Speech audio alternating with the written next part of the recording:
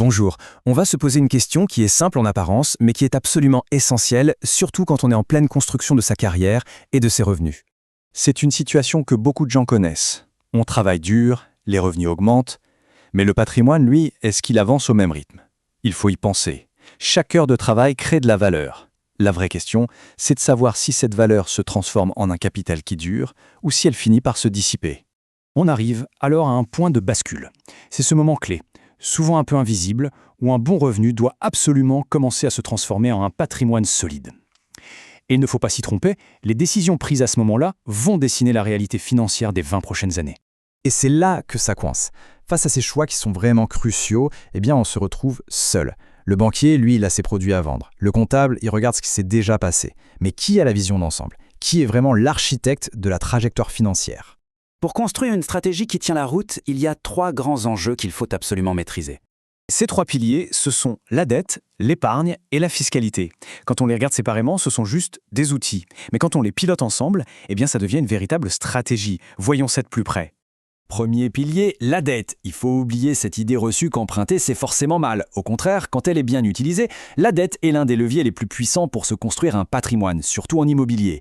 La clé, ce n'est pas tant d'emprunter, mais de savoir pourquoi et comment on le fait et de l'intégrer dans un cadre bien réfléchi. Deuxième pilier, l'épargne. Là, le plus grand danger, c'est de ne rien faire.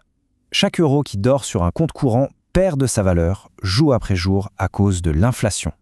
Pour être concret, 100 000 euros laissés sur un compte, avec une inflation à 3%, ça veut dire 3 000 euros de pouvoir d'achat qui partent en fumée tous les ans. Ce n'est plus de l'épargne, c'est un appauvrissement silencieux. L'argent doit travailler au moins aussi dur que la personne qui l'a gagné.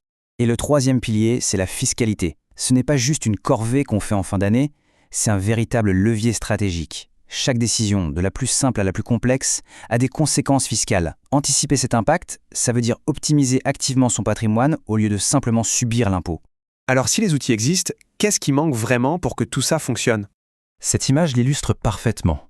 D'un côté, on a le conseil en silo, des experts qui font leur travail chacun dans leur coin, sans jamais se parler.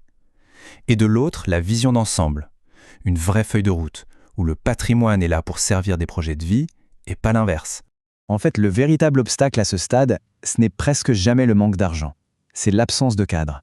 Le manque d'une stratégie claire pour transformer les revenus d'aujourd'hui en un patrimoine qui sera là demain. Il y a une erreur classique à éviter. Attendre d'être riche pour commencer à planifier. Non, le bon moment pour bâtir une stratégie, c'est maintenant. Cette phrase, elle résume tout. C'est à la fois la magie et la tyrannie de ce qu'on appelle les intérêts composés. Plus on commence tôt, plus le temps devient notre meilleur allié.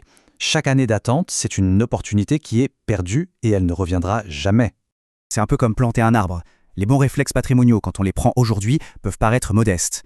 Mais sur la durée, sur le long terme, ils créent une différence qui est juste colossale. C'est ça, la différence entre simplement amasser de l'argent et véritablement construire un patrimoine. Alors, si on devait résumer, qu'est-ce qu'il faut garder en tête? Voici les 4 points essentiels. Premièrement, reconnaître qu'on est à un moment charnière, un vrai tournant. Deuxièmement, il faut maîtriser ensemble la dette, l'épargne et la fiscalité. Troisièmement, il faut exiger une vision d'ensemble et fuir les conseils fragmentés. Et enfin, quatrièmement, le temps est l'atout le plus précieux. La clé, c'est d'agir tôt. Comprendre tous ces enjeux, c'est la première étape. La seconde, bien sûr, c'est d'agir. L'étape suivante peut être un simple échange. 30 minutes, c'est confidentiel, ça n'engage à rien et ça permet de mettre ses idées au clair, de définir des priorités et de commencer enfin à dessiner une feuille de route. Pour planifier cet échange, c'est simple, il suffit de se rendre sur ad2ci.com. C'est le moment de prendre le contrôle.